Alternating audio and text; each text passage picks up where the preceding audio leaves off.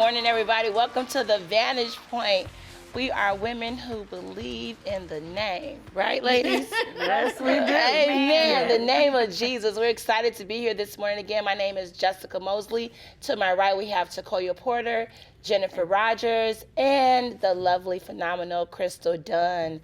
We are here this morning to talk about the seasons of your life. I think Annie did a great job on Sunday when she was talking about just, our seasons. I think she did mention seasons on Sunday. We're doing praise and worship service. We were with the young people. Oh, you were? No, in the morning. Oh, I was out of town. Yeah, she did mention that. Oh, yeah, I forgot. No, but she did mention that, and I just think, it was something there because there is a change going on. But we're today, not just spiritually, but today we're going to be talking about the transitions of life, because we are all in our 40s, and for the majority, except for Takoya, all her children aren't grown, but they're almost there. You know what I'm saying? But I'm more than half. Yes, that's true. But I was going through something when we were talking about our shows, because we always meet to talk about our shows that we're going to discuss, and I am going through a lot of changes. My kids just say, well, you're losing your control. If that's however you want to define it. I am going through some changes in my life, and people don't, one thing that I hate is people view me as being so strong, because I'm really not. I always say that's God's strength on display that you see with me, because I'm really not this strong person. But I'm going through a change. I had my son when I was 17, so he's been with me the majority of my life. And now he's about to get married, which I'm very happy. I love my daughter-in-law to be. I'm excited for them. But I'm having a hard time with my son not going to be there every day. So, and we'll live 40 minutes from each other, which is a problem for me. But then I'm like, I think that's a good idea, probably. But because I don't want to be that mother-in-law. You understand what I'm saying? I don't want to be her. But I'm just like he don't ask me my opinion about stuff. My ideas don't matter. He's already thought out, or he's going to do what he's going to do. And it's hearing out my head, he's like, I'm not your little boy. And don't do that, because I'm trying not to cry. I really am trying, and I'm holding my hands together because I'm really nervous about this conversation. But this is a very sensitive spot for me. So how do we deal with transition? Me and my husband were talking the other day, and I already know Jenny's gonna be like, you'll get over it. I see it on your face, Jen. I see it on your face. Pierre and I were talking the other day, and we said we feel like life is happening at full speed. It is. is. We have a son-in-law. Yes. That was new. Have a grandbaby on the way. That's new.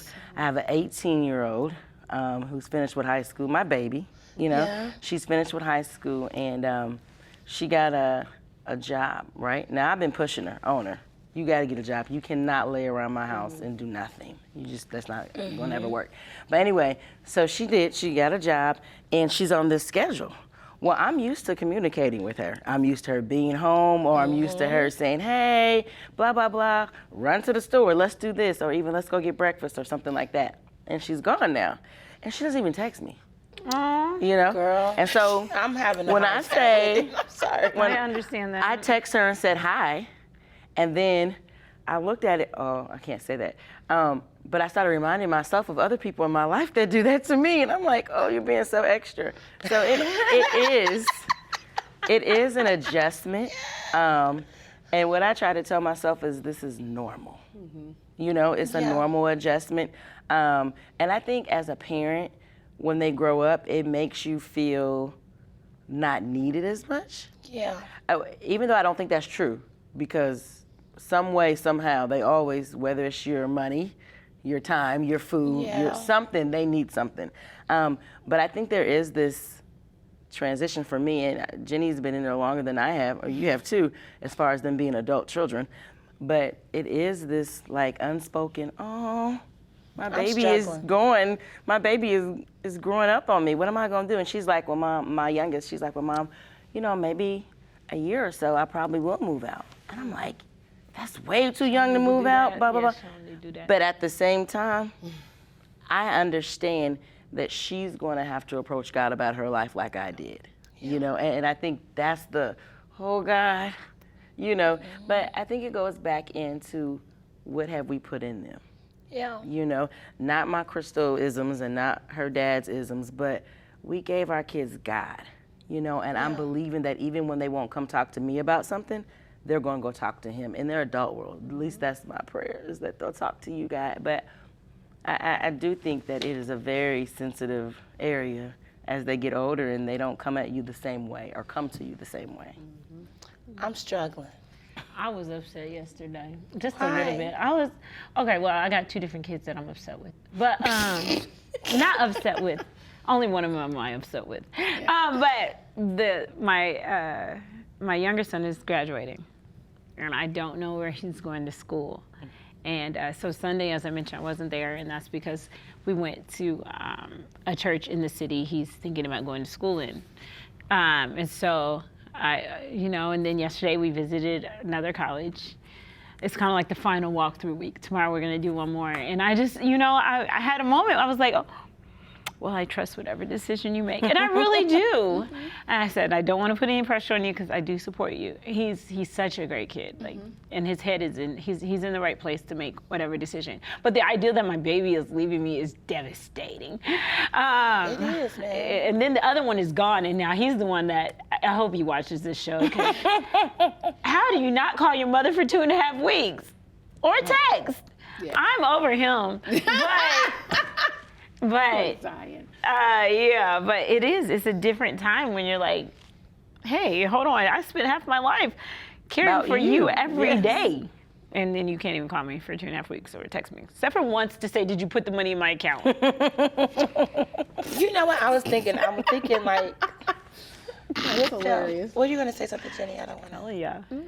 I'm thinking like, Because I've already done all this, so yeah. she's like, I'm going to let you guys have your moment. Trust me, you'll be fine. Are you sure? I'm positive. Because I'm just like tripping out because I was like, you need me. No, you don't. No, I don't. Don't you need me? I don't. Well, don't forget to put your deodorant on. Don't forget to, no, seriously. I mean, because that's the way we are as mothers.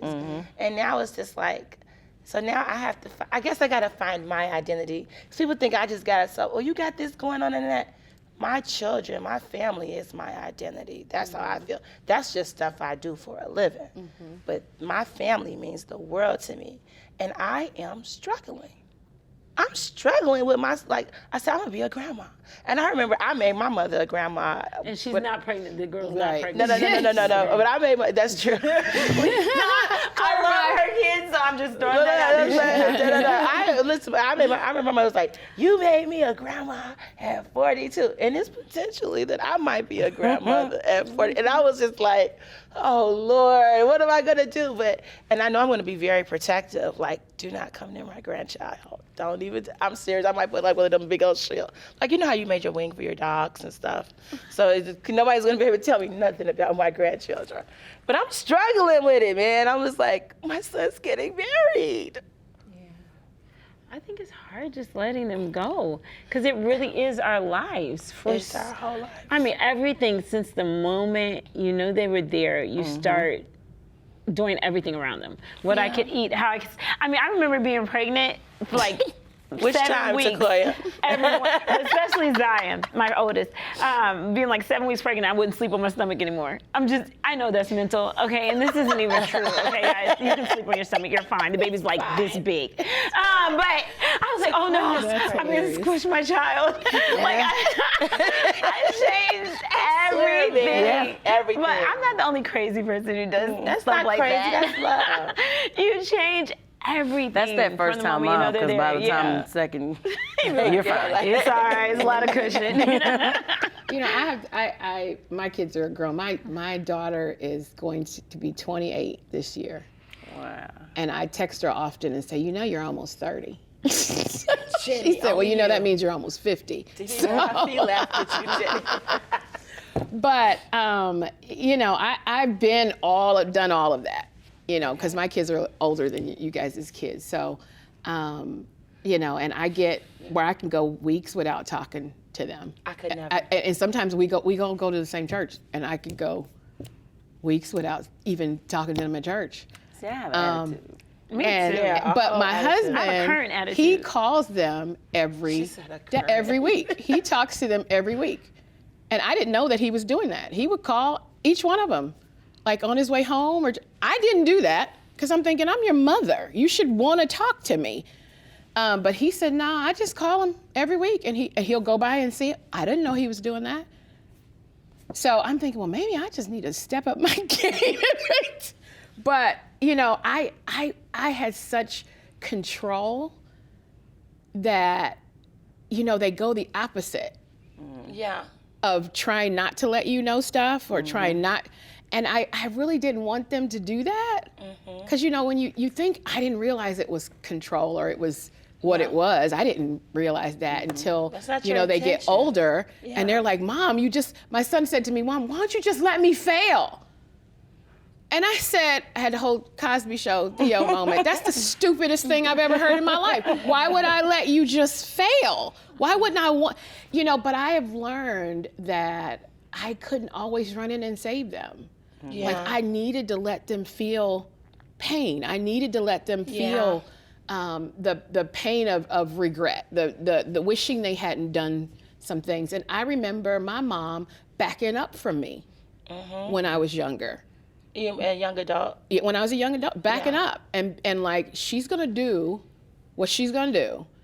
And I remember my kids were going, all of them was getting on my nerves. I got down on my knees at church and the Lord told me, this is where you fight. So from that point on, it's been like, oh wow, okay. I know how to deal with you. Because stop talking to them. oh, wow. You know what I Yeah. mean? Because you keep talking, you just talking and it's history, right? It goes back to history. And all the times where I shut down ideas or did this or did that, history. And so I've learned not to say a whole lot. Just look, watch and pray. But it does get better. It does get better. You won't feel this all the time. You'll feel other stuff. This is the good stuff. Just wait. This is the good stuff. This is the good I'm stuff. not sure if this is a good Yeah, this is the good stuff. conclusion to This this is the good segment. stuff. I'm telling you. I think Just my wait. grandbaby is the good stuff. That's what I'm like. The good You were stuff. watching the Vantage Point, and as you can see, we are going through some transition. And we will be right back. Stay tuned.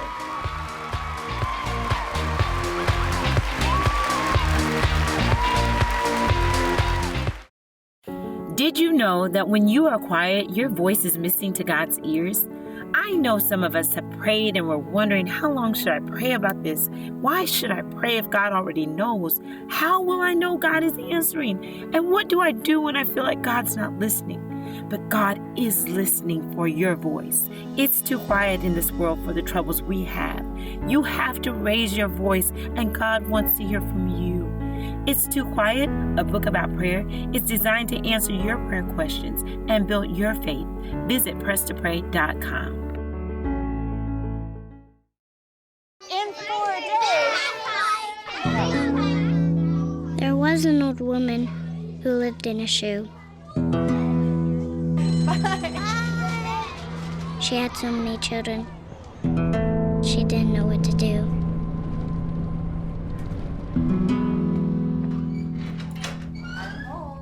Did you have a good day at school? She gave them some broth without any bread. There you go.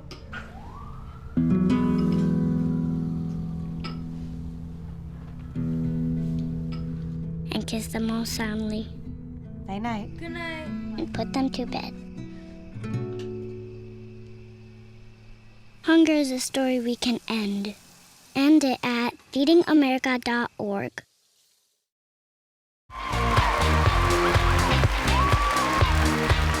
Welcome back to the Vantage Point. We're talking about transitions. And as you can see, they're all having a breakdown except for myself and Jenny. No, I'm teasing. You know, I was thinking about something that as you were talking, like, Jenny, as you were talking, I feel like the control part is like, we always want to control the outcome of what's going to happen, right? I remember when my son wrecked his first car, and I went to rescue mode. We'll just get you another one. But then that morning, before we were going to open up Deborah's place for the first, we'll have the grand opening or whatever, I told him something specifically, and he didn't do it. And he ended up wrecking the car with my daughter in it. And I didn't come to the rescue for that. It was just like, you need to let him, and that was probably, as much as they think that I just was like not helping him, that was probably one of the hardest things that I ever had to do, not help him. Like, you need to feel this consequence because you're not gonna be like one of those privileged children who parents can help you, you know? Because he was like, well, you got money to do everything else, and it's my money, you know? But my point is, not rescuing him was traumatic for me. Oh, yeah. You understand what I'm saying? And I had to put on this face. I know you're going to come back and watch this, but I had to put on this face like, I don't care. I didn't care. I need to let you go through it. But it was killing me. Yeah. But it was like, you have to go through this, right? So, but it made him get his stuff together. Exactly. And get his own everything and do his, you know, do whatever he needed to do. And is doing it. I don't say it often because I think we had like a little heated fellowship yesterday, you know, and it was just like, but it's none of my business, really, it isn't, you know? And I'm like, okay, I'm gonna have to let you feel the consequence after that because it's gonna be one, you know? But as I transitioned to, you know how your mother would say, I'm your mother, when you get grown, I'll be your friend?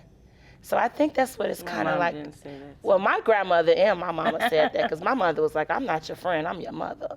But now I can say she's my friend. She's probably one of my, she's like my sister. I mean, like we're gelling really good. Because I'm not that, I know I took you through a lot of transitions, mama, you know. But I have good kids, you know, and but when you see them make stupid decisions, it's death. It's like, I always tell parents, you know, that have little kids, just enjoy this. This is the best time of your life right now. Yeah, it Enjoy is. this because adult children that you're just watching.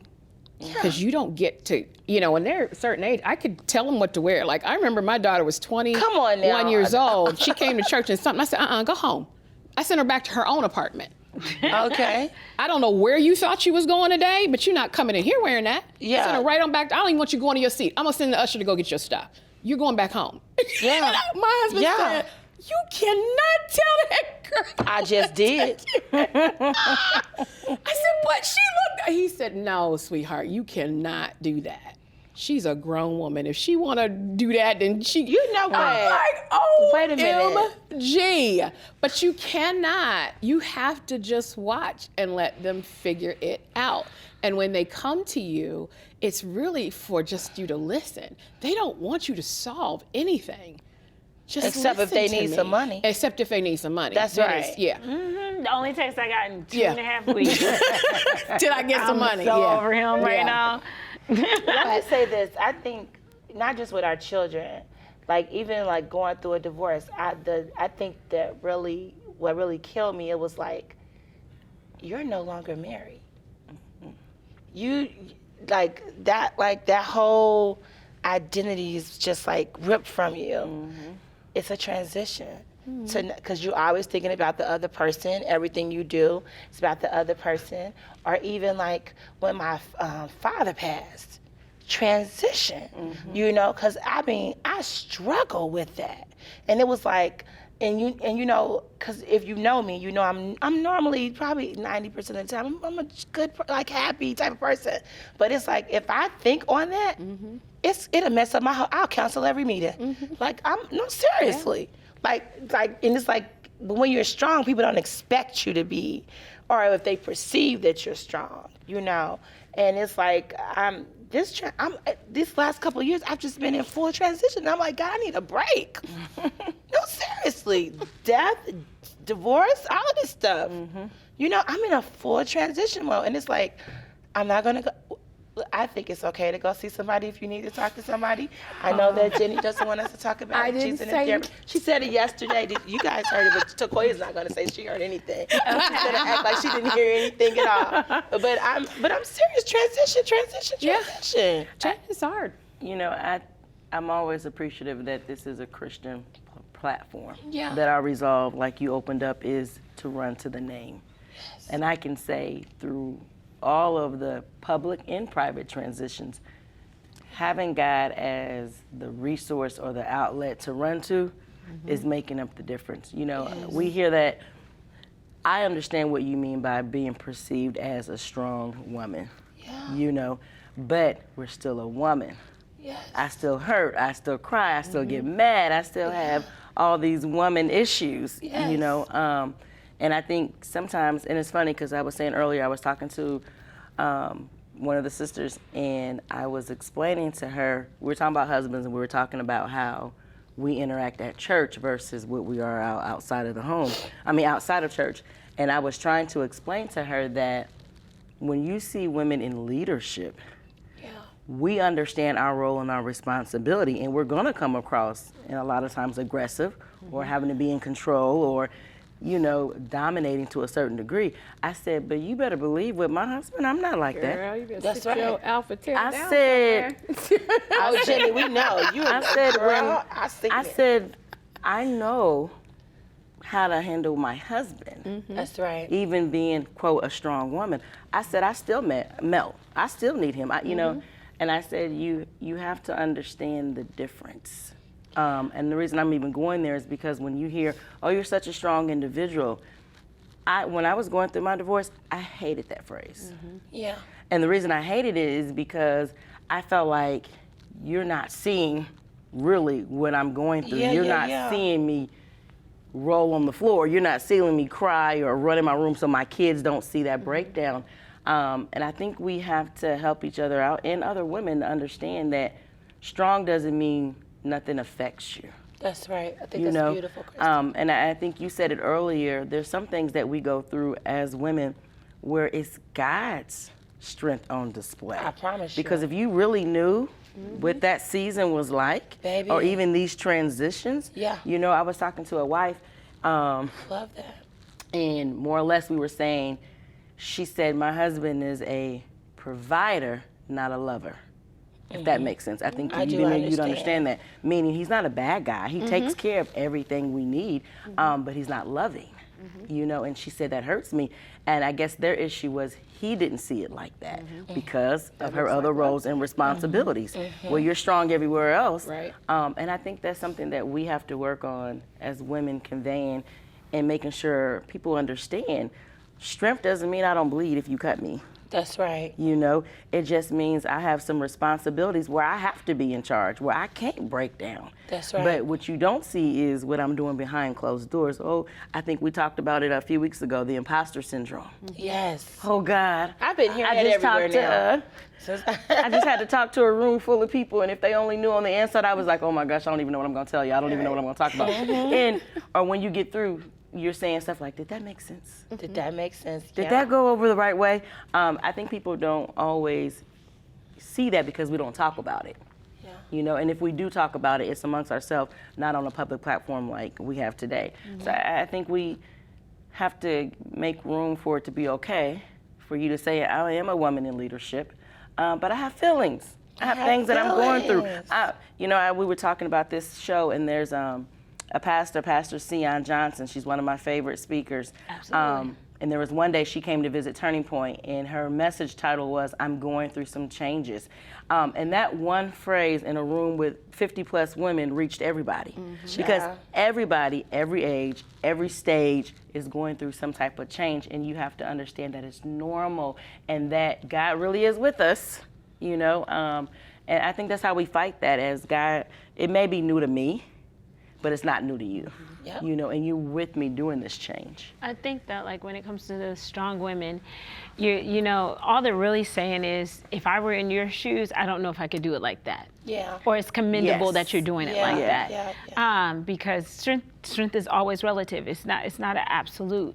But I think what people have to understand, at least from the godly perspective in a woman in leadership, or just me. Forget that.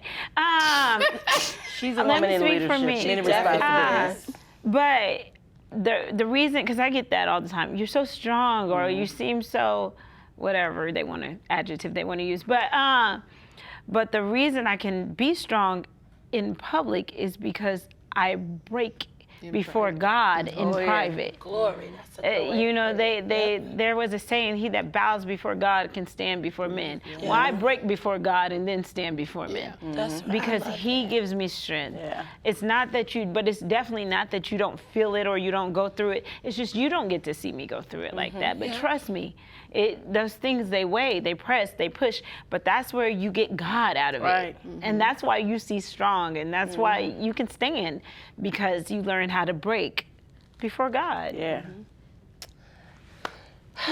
You know, I just love these group of women. Don't you just love the way they put things together? And I mean, because I'm gonna use that. I think that sums me up. I break before God. That's where I do my breaking at, and that is where I do my breaking at. Have a whole, you probably would think I was crazy if you got to see the way I get to be in my closet or in my room with God. I love what Annie says. He held me together. Oh my God. He held me together through some of the most difficult transitions of my life, because there is going to be a time in your life that only God can. Nobody gonna be able to come give you the right words. Nobody's gonna be able. The people around you. I think we all go through situations where only God can do it. But he's wired like that. He's why He's not going to share that glory or that restoration or that keeping of your mind. Nobody else gets credit for that. Nobody and else gets it. There's seasons where you go through in life where it's just you and God. Or It's it's not just- that you don't have a supportive group. It's not that you don't have people around you, but there's seasons in your life where you grow up and you develop in God because of that one-on-one relationship with Him. I believe that I am proof that God is who He says He is. When He says He came to heal the brokenhearted, He came to comfort them that are bruised, He came for somebody like me. And I am proof that He is who He says He is. And when you see people going through changes and you know, getting married, that's change. Your kids going off, that's change. When you see me still functioning after all of that, you need to know God is real. He is who He says He is. We are proof, all of us, Yes, we are. that God is who He says He is. I know that we're about to go over for a few seconds, but I was telling somebody, I don't want nothing or nobody that God ain't in. And I mean that with everything in me, because He's proven to be the God of my transition. That's right. You are tuned into The Vantage Point. We will see you next week. God bless you.